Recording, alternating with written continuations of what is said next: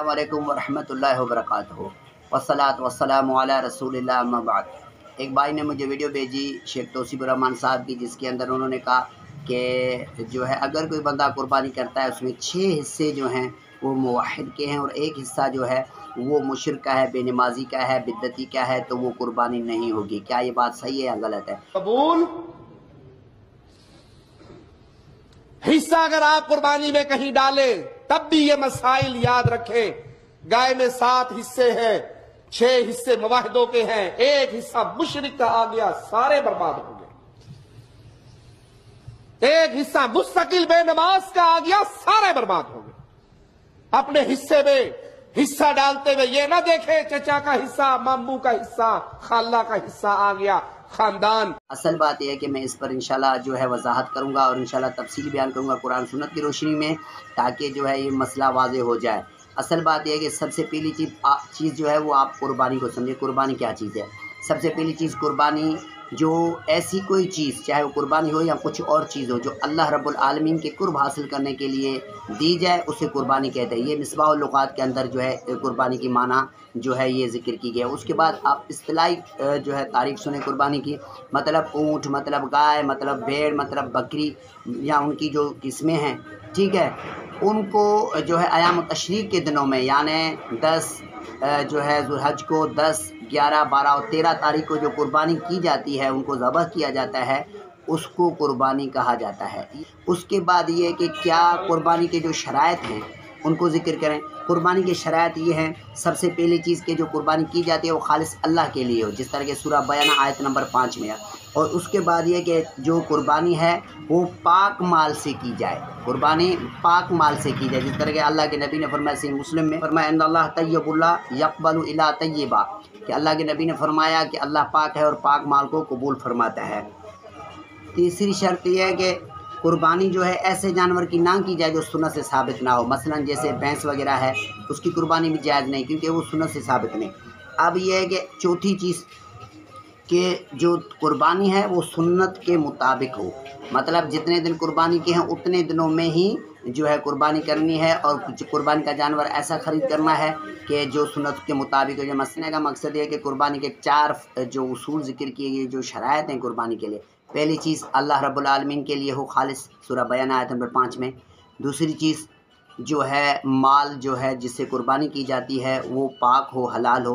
तीसरी चीज़ ऐसे जानवर की कुर्बानी ना की जाए जो सुन्नत से साबित ना हो। चौथी चीज़ सुन्नत के मुताबिक जो है कुर्बानी की जाए। ये कुर्बानी के शराइत हैं। जबकि आपने देखा कि अहले ज़िक्र ने यही जो है शराइत ज़िक्र किए हैं। इनमें ऐसी कोई शर्त नहीं है कि आप जो कुर्बानी है, अगर आपकी कुर्बानी के 7 हिस्सों में एक हिस्सा बिदअती का आ गया, मुशरिका, बेनमाजी का आ गया, तो जो है आपकी कुर्बानी नहीं होगी। इस पर मैं मज़ीद जो है ज़िक्र करूँगा, जिससे कि आप समझें कि जो कुर्बानी है वो इनफरादी इबादत है, वो इज्तिमाई इबादत नहीं, वो इनफरादी इबादत है। कोई किसी के पीछे नहीं करता, हर कोई अपनी करता है। जिस तरह के आप हज करते हैं तो कोई किसी के पीछे नहीं करता, हज इनफरादी इबादत है, हर बंदा अपने तरफ से हज करता है। जिस तरह के आप रोज़े को उठा के देख लें, रोज़ा भी हर कोई अपना रखता है, कोई किसी के पीछे नहीं करता। अगर ऐसा है कि आप जो हैं इकट्ठे अगर रोज़े छोड़ रहे हैं, खोल रहे हैं या रख रहे हैं, उसमें एक बिदअती है, तो क्या आपका रोज़ा नहीं होगा? बिल्कुल भी जो है ये गलत बात है, आपका रोज़ा हो जाएगा।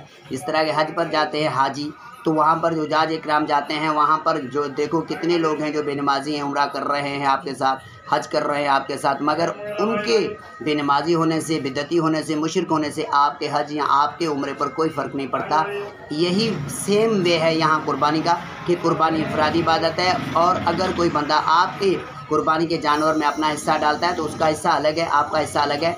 अगर आपका पैसा हलाल का है और आप मुवाहिद हैं और आप जो है अगर सुन्नत के मुताबिक कुर्बानी कर रहे हैं तो आपकी कुर्बानी होगी, उससे कोई फ़र्क नहीं पड़ेगा। जिस तरह कि अल्लाह ताला ने कुरान में फरमाया, व इन तुतिउल्लाह व रसूलहु ला यलितकुम मिन आमालिकुम शैआ इन्नल्लाह गफूरुर रहीम। सूरह हुजरात के अंदर अल्लाह ताला ने फरमाया कि अगर अल्लाह की इताअत करोगे और उसके रसूल की इताअत करोगे, ला यलितकुम मिन आमालिकुम शैआ, तो आपके अमलों में से कुछ भी कम नहीं किया जाएगा।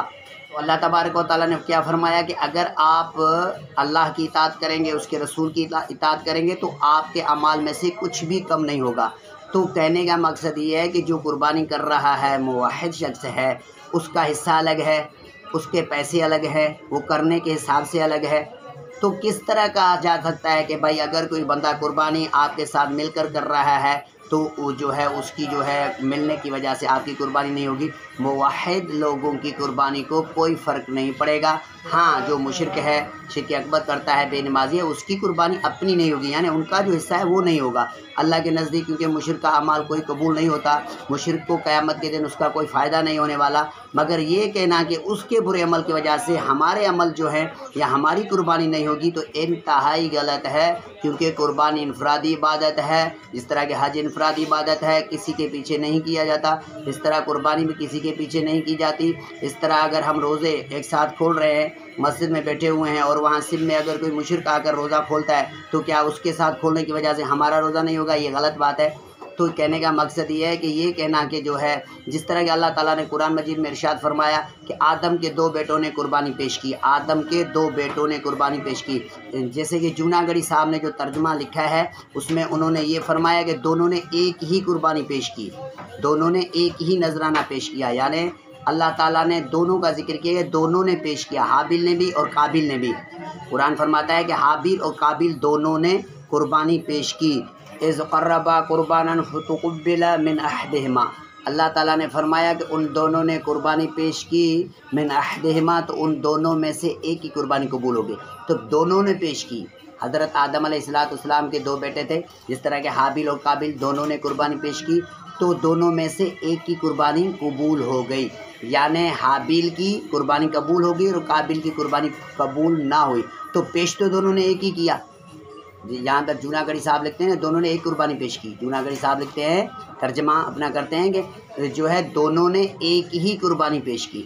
तो कुरान भी फरमाता है कि दोनों ने पेश की। इज़ क़र्रबा कुर्बानन फ़तुक़ुब्बिला मिन अहदिहिमा, दोनों ने कुर्बानी पेश की तो एक की कुर्बानी कबूल हुई और एक की नहीं, यानी काबिल की ना हुई और हाबिल की कबूल हो गई। पेश दोनों ने किया। अगर कोई बंदा कुर्बानी में एक साथ पेश करता है तो जो मुत्तकी होगा उसकी कुर्बानी कबूल होगी और जो मुत्तकी नहीं है उसकी कुर्बानी नहीं कबूल होगी। जिस तरह के आप अगर एक कब्र में 2 बंदों को दफन करें और एक मुशरिक है एक मोमिन है, तो उसके एक कब्र में दफन होने से मोमिन पर कोई फ़र्क नहीं पड़ता। जिस तरह के एक बिस्तरे पर 2 बंदे सोए, एक को अच्छा ख्वाब आए और दूसरे को बुरा, तो उससे कोई फ़र्क नहीं पड़ता मोमिन के ऊपर।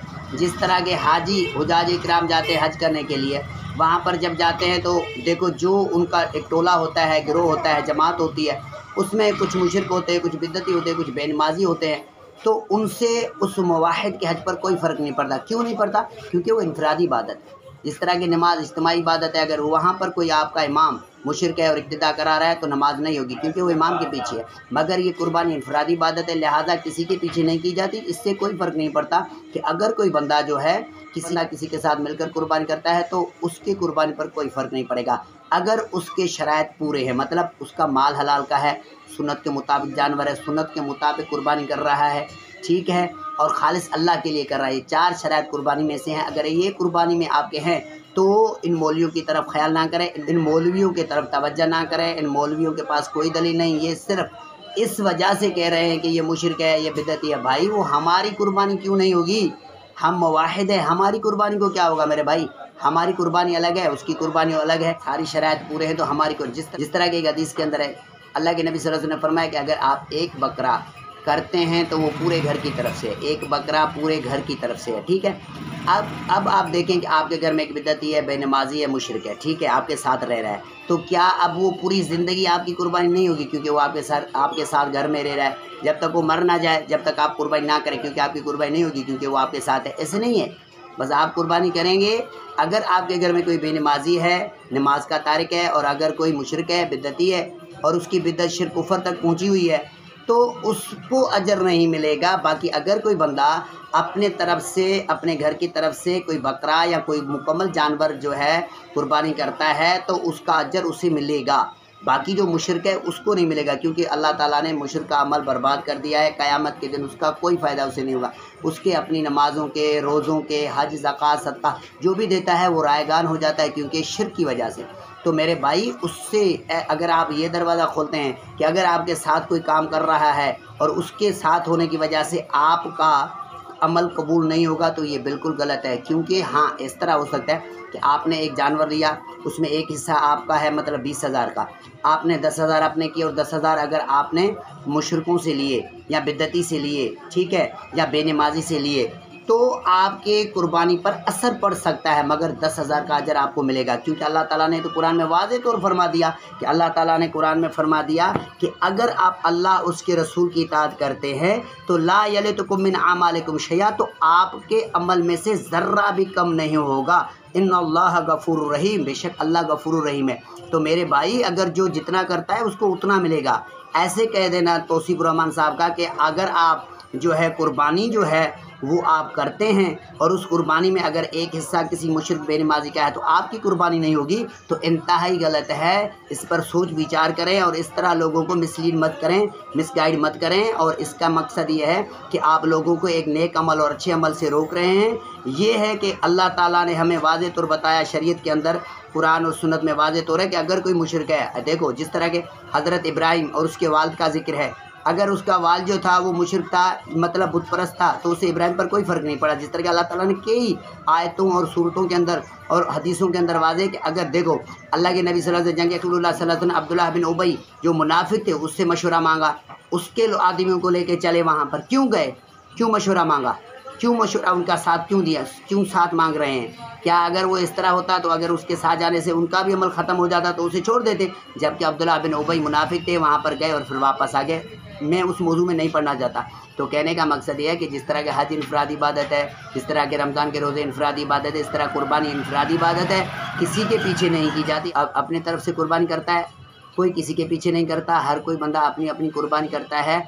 ऐसा कहना कि अगर कुर्बानी के जानवर में किसी जो है बिद्दती बेनमाजी मुशरिक का जो है कुर्बानी शामिल करना, उसकी टोटल कुर्बानी को बर्बाद करना है, अपने अमल को बर्बाद करना है, इंतहाई गलत और इंतहाई जो है ये एक बड़ा एक जो है बहतान है। मैं ये कहूँगा कि ये एक तकरीरी मौलवी है, ये तकरीर कर रहे हैं। इनको जो है गहराई से जो है इन मसलों को पढ़ना चाहिए और फिर लोगों में शो करना चाहिए। आपके इस बुरे बयान, बुरी तकरीरों की वजह से लोग नेक अमल से दूर हो रहे हैं। मुशरिक है वो अलग मसला है, शिरक है वो अलग है, बिदअत है वो अलग है, मगर इनफरादी इबादत में एक मुवाहिद पर कोई फ़र्क नहीं पड़ता। आप अपना अमल कर रहे हैं, ऐसे नहीं है कि वो इज्तिमाई इबादत है। कुर्बानी इनफरादी इबादत है, कोई किसी के पीछे नहीं करता। अल्लाह तबारक व तआला से दुआ है कि अल्लाह ताला हम और आपको सबको जो है नेक अमल करने की तौफीक अता फरमाए। अस्सलामु अलैकुम।